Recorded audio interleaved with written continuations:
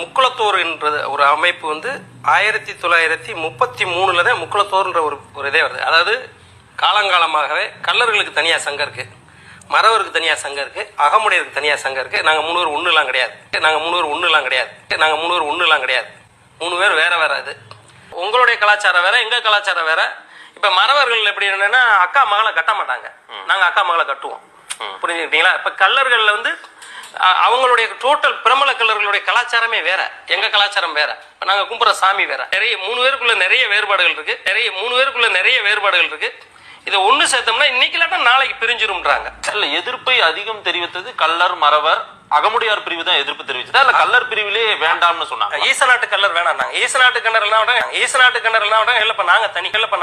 அவங்க வந்து இப்ப வரையும் அதை சொல்லிட்டு இருக்காங்க. இப்போ வரைக்கும் அடியே எரியுது மாலா. முக்குளத்தோர்